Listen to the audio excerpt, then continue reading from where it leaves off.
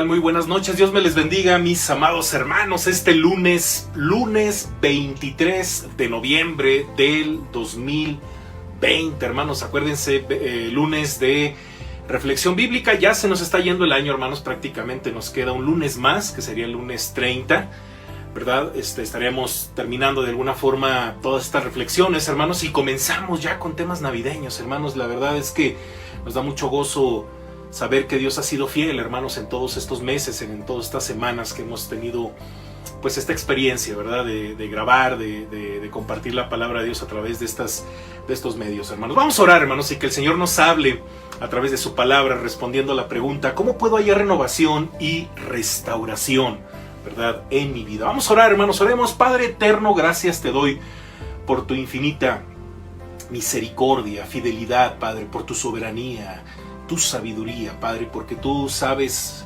de qué cosas tenemos necesidad, mi Dios, y tú nos das a manos llenas lo que necesitamos cuando te pedimos sabiduría, cuando te pedimos todo conforme a tu voluntad. Tú eres fiel, Padre, y gracias, mi Dios, porque hemos podido llegar hasta este momento, este día, y queremos que bendigas nuestra vida por medio de tu palabra, mi Dios, respondiendo a esta pregunta que es muy importante para nosotros como miembros de tu iglesia, Padre, como hijos tuyos: ¿cómo podemos encontrar renovación y restauración, Padre bendito? Porque todo eso es gracias a la obra poderosa del Evangelio, de tu Espíritu Santo, Padre bendito. Tú lo haces de una forma muy especial. Gracias, mi Dios, porque sabemos que tendrás un mensaje para nosotros, que mi vida solo sea un instrumento de gracia en tus manos, en el nombre de Jesús. Amén.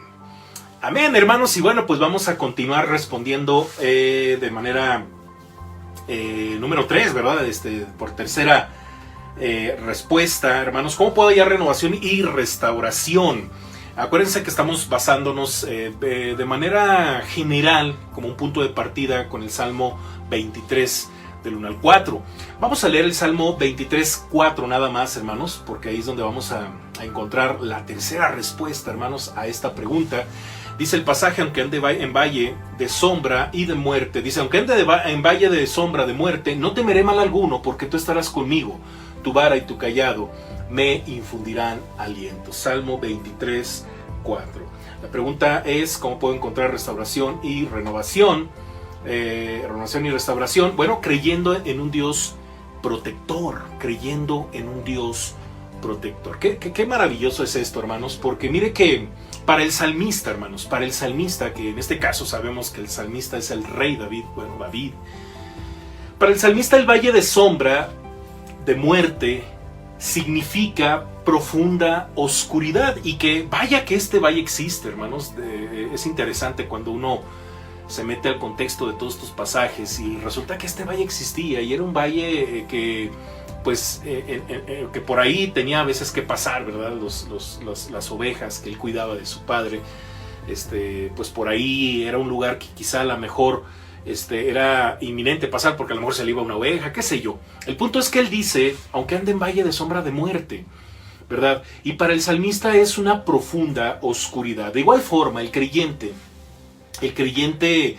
experimenta en su andar diario experiencias difíciles y oscuras. Y es que eso es inminente, y no porque Dios quiera hacernos pasar por ello. A veces no planeamos. Yo le decía en alguna ocasión, no planeamos para un accidente, una enfermedad, no planeamos para cosas que no queremos que pasen en nuestra vida, pero esas cosas luego llegan y no avisan, ¿verdad? Y bueno, Dios en su fidelidad nos acompaña, que eso es lo que ahorita vamos a meditar de manera muy, muy profunda.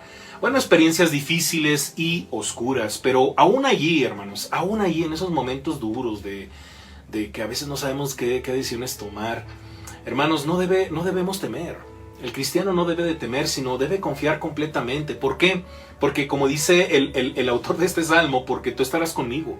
Sí, hermanos, dice el salmista: ¿será posible mayor seguridad o mayor razón de no temer? Bueno, la Biblia repite a menudo: no temáis o no temas, que es una de los, como dicen por ahí, de los mandamientos más incisivos en toda la Biblia, hermanos. No temas. Y bueno, hermanos, ¿cómo puedo encontrar renovación y restauración en un Dios protector? O sea, porque si vamos a responder que en un Dios protector yo encuentro renovación y restauración, el punto aquí sería cómo yo puedo encontrar eso en un Dios protector. Bueno, en el camino, hermanos, hacia la madurez y el crecimiento espiritual, nos vamos a encontrar a veces, que yo diría que la mayoría de las veces, ¿verdad? Porque es difícil, hermanos. Bueno, momentos en los que nos puede paralizar el temor, hermanos, el temor a qué va a pasar, ¿verdad? Con esta situación que estamos viviendo, la pandemia, con esta situaciones económicas, falta de empleo, crisis social, hermanos, todo lo que trae consigo esta situación de la pandemia, ¿verdad? De repente ya dice uno, ya ni salgo, ¿no? Ya cada vez nos enteramos que la enfermedad está más cerca, ¿no? De amigos, conocidos, y hay temor, hermanos, hay temor de muchas formas, hermanos. Mire, pero lamentablemente, hermanos, el temor en muchos cristianos es lo que los mantiene sin fruto y sin crecimiento. ¿Por qué no creces? ¿Por qué no avanzas? Es que tengo miedo, ¿verdad? A lo mejor no lo decimos así tal cual, hermanos, pero aquí adentro, ¿no? Así como que hay un temor a ir más allá, porque a veces pensamos en el crecimiento, pensamos, es que si me comprometo más con Dios, voy a perder mi trabajo y tanto trabajo que me costó tenerlo, ¿no? Es que si me comprometo más con Dios, a lo mejor interrumpe mis estudios, yo soy una persona muy ocupada, y no me puedo comprometer mucho. O sea, en serio, hermanos, a veces pasan esas cosas por temor a querer perder algo, cuando en realidad, hermanos, no perdemos, ganamos más. Y es que el estudiar, el trabajar, el hacer todo lo que nos toca en la vida, hermanos, no está peleado. No está peleado con profundizar con Dios. Al contrario, nos va a ir mucho mejor. Acuérdense lo que Dios le dijo a Josué en el Antiguo Testamento, cuando le dice que no se aparte ni a diestra ni a siniestra de la ley, sino que de día y de noche, ¿verdad?, medite. Dice, porque entonces harás prosperar tu camino y todo te saldrá bien. En el capítulo 1 de Josué, versículos por ahí del 7 al 9, por ahí del versículo 8 es donde menciona exactamente esa porción. Y hermanos, ese temor a veces nos hace detenernos. El temor a que es que alguien me puede hacer daño, es que el peligro, tantas cosas, hermanos. Y bueno, hermanos, por eso, hermanos, debemos creer en un Dios protector, que nos protege de ese tipo de cosas, de ese tipo de miedos, ¿verdad? Más allá de solamente que Dios nos defienda de algo externo, a veces nos tiene que defender de nosotros mismos, de lo que nosotros mismos creemos, de lo que nosotros mismos pensamos, de lo que nosotros mismos generamos en nuestra propia cabeza, que no tiene nada que ver con Dios. Y de repente no avanzamos por tantos prejuicios, por tantos temores, como ya lo comentamos. Entonces Dios sale, hermanos, a nuestro encuentro y nos protege sí del enemigo, sí de la tentación, pero también de las mismas cosas que nosotros no queremos soltar, hermanos, que pueden ser muy dañinas, pueden ser muy malas en nuestro proceso de crecimiento espiritual. Entonces, hay dos principios, hermanos, a la luz de este salmo, de este versículo 4, hay dos principios en los que debemos reflexionar para seguir nuestra ruta hacia la restauración y la renovación. El primer principio es el siguiente, hermanos. Mire, creemos en un Dios protector que está siempre presente, que está con nosotros, que ha dicho, yo voy a estar contigo, no temas. De hecho, la gran comisión, hermanos, ¿qué dice la gran comisión? Y he aquí yo estaré con vosotros todos los días hasta el fin del mundo. Bueno, el salmista dice en el Salmo 4, aunque ande en valle de sombra de muerte, no temeré mal alguno, porque tú estarás conmigo. Sí, tú estarás conmigo, dice el salmista. Hermanos, no cabe duda que la muerte, fíjese bien, hermanos, porque vámonos al extremo, ¿no? Porque básicamente de eso está hablando el autor. Valle de sombra y de muerte, dice, de muerte. Hermanos, la muerte proyecta una sombra aterradora sobre nuestra vida porque estamos completamente indefensos cuando llega. Mire que en mi experiencia como pastor, ¿verdad? He tenido pues la experiencia de estar en varios sepelios, hermanos. Y yo sé que es como que uno de los momentos en los que nadie quiere estar, ¿verdad? Porque pues hay muerte, y la gente está triste, a veces no sabemos ni qué decirle a la gente. Pero la Biblia nos dice que hay que llorar con los que lloran, hermanos. Y a veces hay tiempos así donde ahorita está muy tremenda esta situación que estamos viviendo, hermanos, porque de hecho ni siquiera ya se puede velar a la gente con esta enfermedad que hay. y peor si las personas fallecen por COVID, hermanos, ya es un momento muy difícil esto. Pero créanme que cuando estamos ahí, ¿verdad? Es un momento tan sensible, porque básicamente dicen los que saben del comportamiento humano que cuando la gente llora, sí, nos duele la partida de ese ser amado, pero en cierta medida también estamos llorando por nosotros mismos, porque a lo mejor no nos damos cuenta de manera profunda, pero nos estamos reflejando allí. O sea, nos estamos dando cuenta de que el ser humano es frágil, cualquier cosa nos puede detener en la vida, tratándose sobre todo con el tema de la muerte. Y bueno, podemos luchar con muchos otros enemigos, podemos luchar con muchos otros enemigos como el dolor, ¿sí? El sufrimiento. Podemos luchar quizá con la enfermedad o con algún tipo de daño que alguien haya provocado en nuestra vida. Y lo digo así, hermanos, porque póngase a pensar en la gente que no es cristiana y que finalmente vive también las mismas cosas que nosotros, porque pues también ellos sufren partidas de seres amados. También la gente que no es cristiana se enferma. Entonces, de alguna forma, podemos enfrentar algunas cosas, ¿verdad? Algunas cosas. Y bueno, pero la fortaleza, hermanos, y el ánimo, fíjese bien, no pueden vencer a la muerte. No. Esta tiene la palabra final, ¿verdad? ¡Pum! Ya te llegó el día, el momento, la hora, se acabó. Solo, ojo hermanos, solo una persona puede caminar con nosotros a lo largo del valle sombrío de la muerte y hacernos pasar hasta el otro lado a salvo. Solamente hay una persona y esa persona es Cristo, porque Él la venció en la cruz. Él resucitó al tercer día y Él venció a la cruz. Voy a tratar de ilustrar, hermanos, con una historia muy conocida, ¿verdad? Cuando Eliseo y el siervo, en segundo libro de Reyes, capítulo 6, fueron emboscados por el ejército sirio. Una historia muy interesante, léala completa, hermanos. Solamente le voy a mencionar qué pasó aquí de manera general.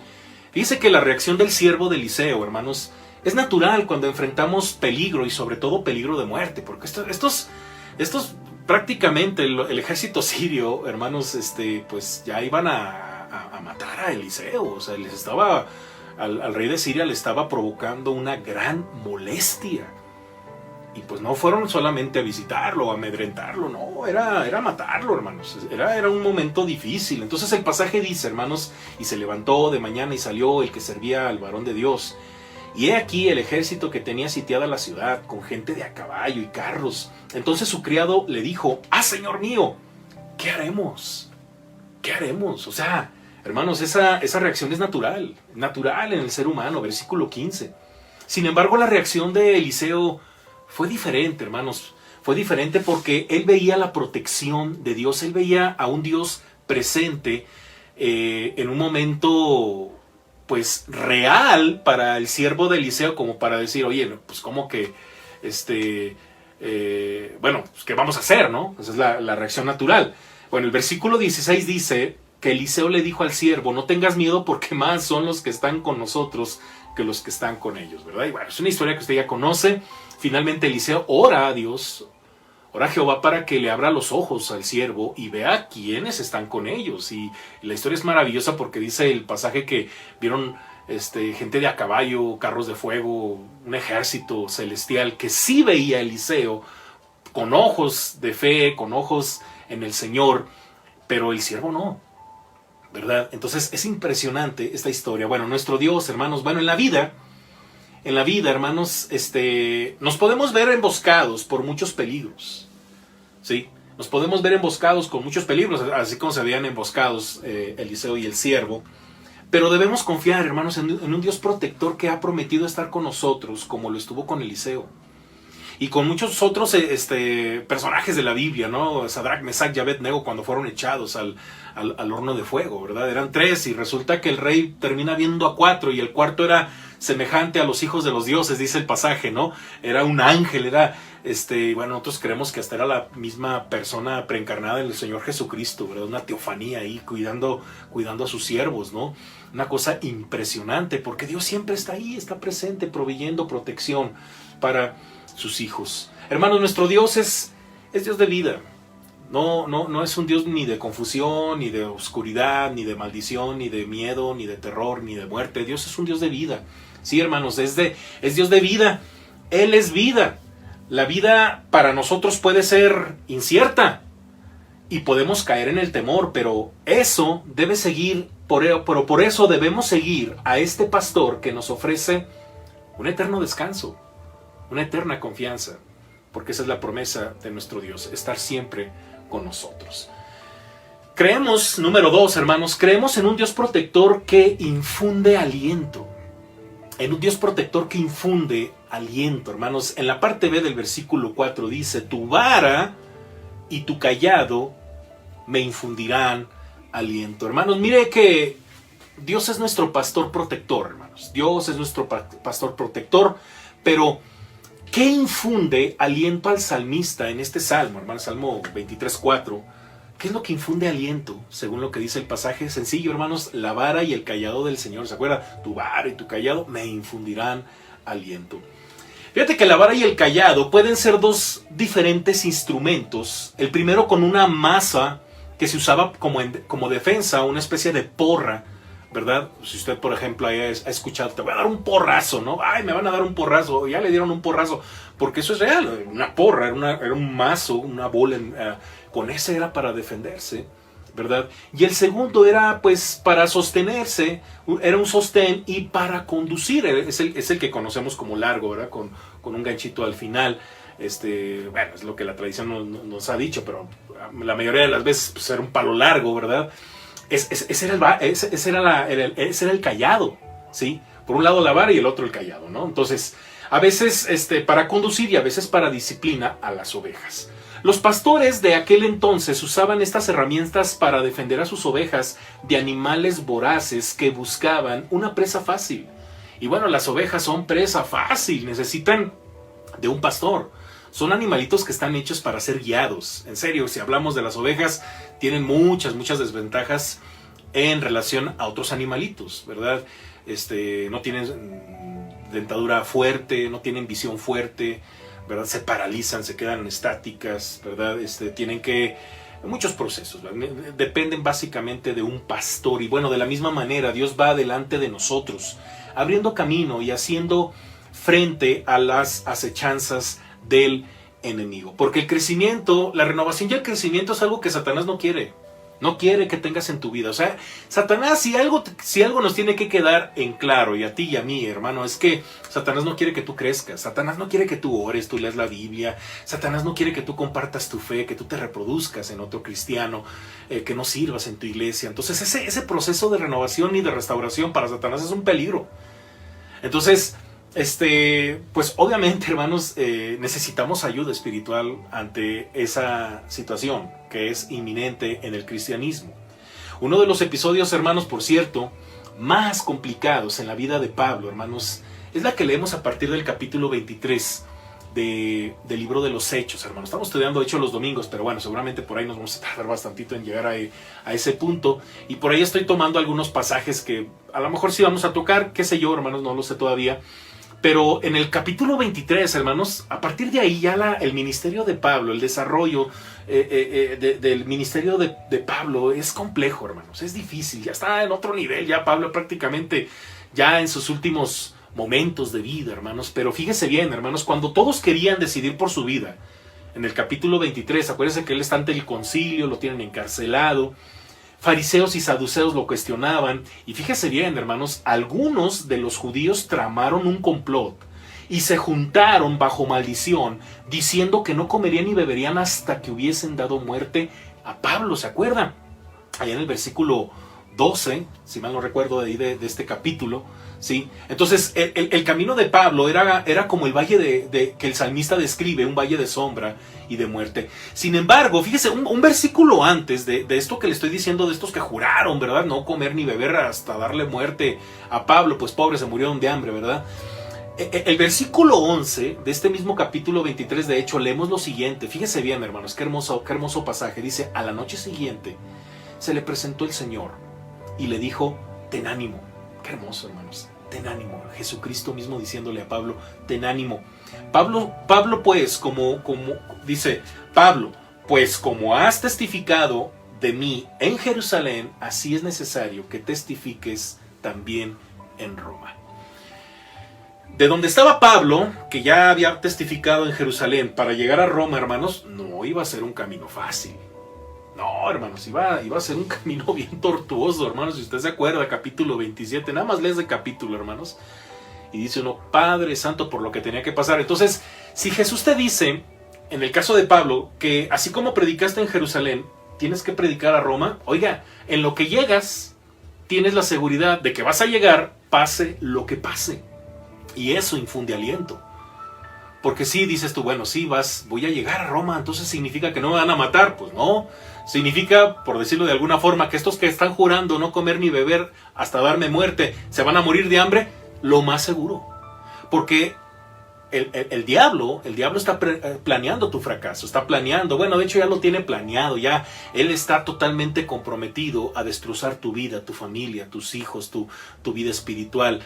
Pero así como estos se murieron de hambre, que es lo más seguro, es lo que va a pasar con el enemigo, ¿verdad? Porque el Señor ha prometido trabajar con nosotros. Él ha prometido hacer algo con nuestra vida. Entonces, ¿estamos en las manos del Señor como para pensar que estamos desprotegidos? No, hermanos. Ese es el Dios protector en el que creemos. Un Dios maravilloso, hermanos, que así como le dijo a Pablo, tienes que ir para allá. El Señor tiene un plan para nuestra vida. Mira que el día que nos toque ya dejar este mundo es porque seguramente se cumplió el propósito de Dios en nuestra vida.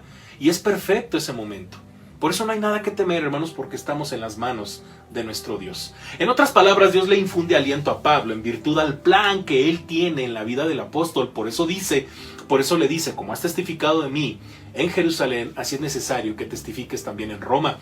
Así como el Señor se le presentó a Pablo para darle ánimo, Dios está presente en todo momento, y más aún, hermanos, en los momentos de oscuridad, para recordarnos que Él tiene un propósito en nuestras vidas. Por eso el salmista, hermanos, un salmo maravilloso, hermanos. Ese es como otro pasaje que voy a estar constantemente mencionando, así como 1 de Juan 1:7, ¿verdad? Que es mi favorito.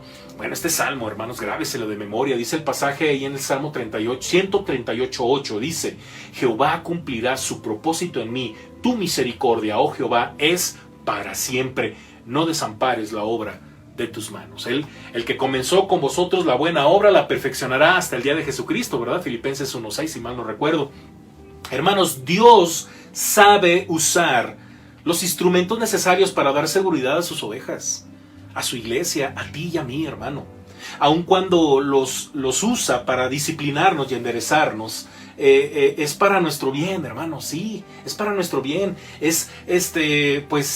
Eso debe darnos aliento, hermanos. Eso debe darnos aliento. Eso debe de hacernos sentir que estamos seguros en las manos de Dios. Mire que para el cristiano, hermano, la vara y el callado del Señor es la Biblia. La vara y el callado es la palabra de Dios, hermanos. Mire, en ella encontramos más de 3,000 promesas, vitaminas espirituales que nos infunden aliento y perspectiva cuando el horizonte en la vida es incierto.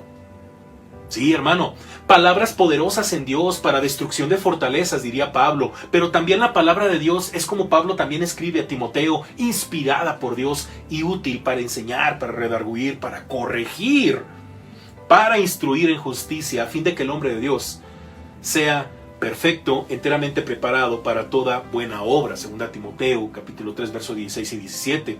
Hermanos, la vara y el callado nos infunde aliento, pero nos alinea, hermanos, para ser hombres de Dios. Esto nos debe de dar seguridad, hermanos. Aprendamos a ver así a Dios, hermanos. Aprendamos a ver así la vara y el callado de Dios en nuestra vida espiritual. Concluyo, hermanos. Mira que Dios está conformando nuestra vida a la imagen de su Hijo Jesucristo. Sin embargo, hermanos, en el camino podemos enfrentar peligros que pueden detener nuestro avance. Por ejemplo, la santificación progresiva, esa la puede detener. Hay una santificación que es progresiva, el proceso de santificación. Mucha gente lo detiene, hermanos, porque se relaja o por temor de quedar mal con no sé quién o qué sé yo, hermanos. De repente ese proceso se detiene. Nuestra madurez, qué sé yo, tantas cosas. Peligro, hermanos, que puede provocar temor en nuestro corazón. Mira, los valles de sombra y de muerte son una oportunidad para conocer a Dios de manera más profunda. Él ha prometido estar siempre con nosotros y nos infunde aliento con su palabra fiel. Hermanos, aferrémonos a Él, hermanos. Él es nuestro fiel pastor. Oremos, hermanos. Padre, gracias te damos por esta reflexión que hemos tenido, Padre, respondiendo a esta pregunta de cómo podemos encontrar renovación y restauración. Pues lo encontramos en ti, Padre, en un Dios protector. Gracias, Padre bendito, porque tu palabra nos muestra tu corazón, nos da aliento, nos da seguridad, sobre todo porque tu presencia es constante, es fiel. Mi Dios, no planeamos para cosas que nos causen temor, Padre. Tú sabes para qué cosas planeamos. Danos mayor sabiduría para ser fieles a ti, mi Dios, porque sabemos que tú eres soberano, mi Dios, y tú puedes permitir en nuestra vida momentos difíciles, pero bajo la promesa de que tú vas a estar con nosotros para ser conforme a la imagen de tu Hijo Jesucristo. Bendice a tu iglesia, Padre, que en estos tiempos que son difíciles, oscuros, esos tiempos en los que estamos viviendo esta pandemia, Padre, como iglesia, como sociedad, a nivel no solamente local, nacional, sino a nivel mundial, que tus hijos, tu iglesia, no dejen de brillar, Padre, porque tú estás en medio de nosotros, bendiciendo nuestra vida, protegiéndonos, guiándonos, Padre, para lo que sigue.